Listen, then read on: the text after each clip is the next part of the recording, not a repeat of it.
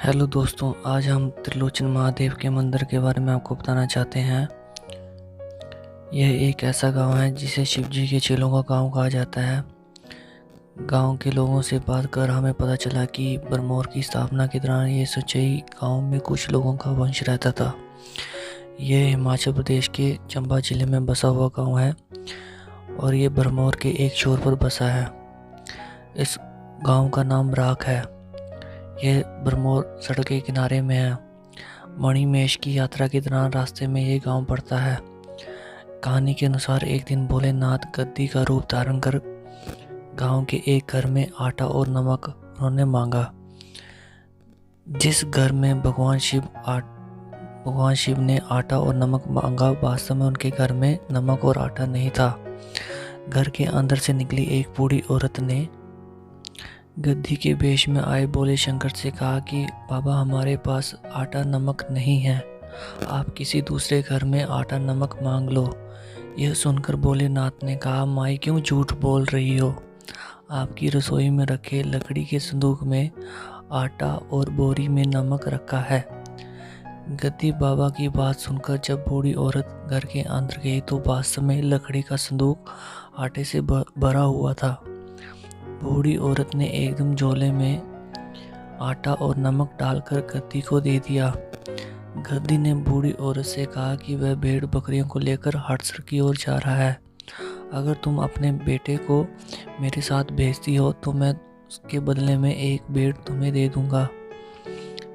ये बात सुनकर बूढ़ी औरत ने अपने बेटे त्रिलोचन, जो कि शादीशुदा था, गद्दी बाबा को उसके साथ भेज दिया। हड़सर पहुंचते ही भोलेनाथ ने त्रिलोचन से कहा कि बेटा, मेरी कुछ भेड़ें धनशो की ओर चढ़ गई है। अगर तुम धनशो तक उसके साथ चल पड़ते हो तो तुम्हें एक और भेड़ दे दूंगा। त्रिलोचन चलने के लिए राजी हो गया और वह उनके साथ चल पड़ा। ऐसा करते करते दोनों मणिमहेश की ढल झील के पास पहुंच गए। वहां देखते ही देखते भोलेनाथ झील में कूद गए। गद्दी को झील में कूदते देख त्रिलोचन भी झील में कूद पड़े। झील के अंदर त्रिलोचन जैसे ही गया तो उन्हें एक मकान रूपी जगह दिखाई दी और उसमें चला गया। भोलेनाथ ने उनसे पूछा कि तुम क्या काम जानते हो? त्रिलोचन ने कहा कि वह दर्जी का काम बेखूबी से जानता है। इस पर उन्होंने उसे कहा कि कुछ चोले तुम सी के दे दो मुझे। करीब 5-6 महीने तक त्रिलोचन भगवान भोलेनाथ के साथ उस झील में रहा। अतः भोलेनाथ ने प्रसन्न होकर उसे अपने दर्शन दिए और कहा कि आज से तुम त्रिलोचन महादेव कहलाओगे। आपके कुल के लोग मेरे चेले होंगे। उन्होंने साथ में ये वरदान भी दिया कि आपके कुल या गांव का कोई भी व्यक्ति मेरी झील में डूबेगा नहीं और उनके मुख से निकली हुई हर बात सच होगी। इसके बाद भोलेनाथ ने त्रिलोचन से कहा कि वह उसे तत्काल उसके घर तक पहुंचा देगा, लेकिन इस बात का जिक्र तुम किसी से भी मत करना, यहाँ तक अपनी पत्नी और माँ के साथ भी। अगर तुमने ये बात किसी को बताई तुम मृत्यु लोक में नहीं रह पाओगे। इसी दौरान भोलेनाथ ने उसे कुछ चोले भी साथ ले जाने को कहा। भोलेनाथ ने उसे आंख बंद करने के लिए कहा और आंख खोलने पर खुद को उसने बरपाणी माता के पास एक खुले खेत में पाया। इसके बाद त्रिलोचन बांसुरी बजाते हुए घर की ओर लौटने लगा। गांव के ही किसी व्यक्ति ने घर में सूचना दी कि त्रिलोचन जिंदा है और घर लौट आया है। बेटे को घर आते देख माँ और पत्नी की आंखों में खुशी के आंसू आ गए। इसके बाद त्रिलोचन अपने परिवार के साथ ही रहने लगा। कहा जाता है कि भोलेनाथ ने उनसे जो सिले हुए चोले दिए थे वह सोने चांदी के बन गए।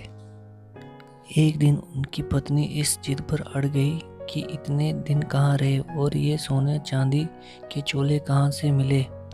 इस पर त्रिलोचन ने कहा कि अगर तुम उसे सच्चाई बता देगा तो वह इस संसार में नहीं रह पाएगा। इसके बावजूद उसकी पत्नी तब भी नहीं मानी।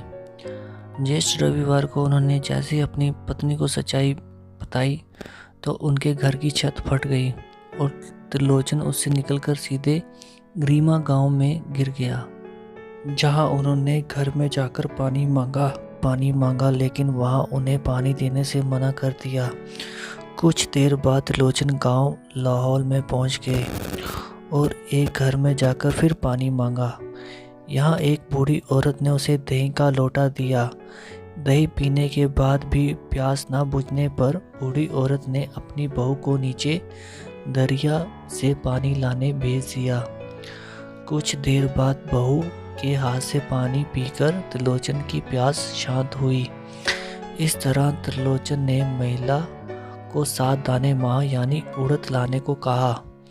त्रिलोचन ने मंत्र मारकर वह दाने इर्द गिर्द फेंके और वहां पर 7 झरने फूट पड़े। लोगों द्वारा इस स्थान पर हर साल देसी घी और दाल और चपातियों का लंगर लगाया जाता है। इसके बाद खड़ा मुख पहुंचकर त्रिलोचन रावी नदी में कूद गए।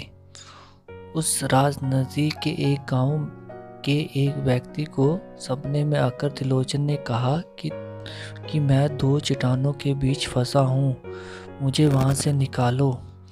अगले दिन जब वह व्यक्ति उस स्थान पर पहुंचा तो पत्थर रूपी बने हुए त्रिलोचन नजर नहीं आए। उसे रात को फिर से सपना आया और त्रिलोचन ने उसे पत्थरनुमा होने की बात बताई। अगली सुबह उस व्यक्ति ने त्रिलोचन को वहां से निकाला और अपने घर की ओर ले जाने लगा। लेकिन जैसे ही उसने नदी के किनारे त्रिलोचन की शिला को रखा तो वह शिला वहीं स्थापित हो गई। इसके बाद त्रिलोचन ने लोगों ने श्रद्धा से नदी के बगल में त्रिलोचन महादेव का मंदिर बनाया। Thanks for watching.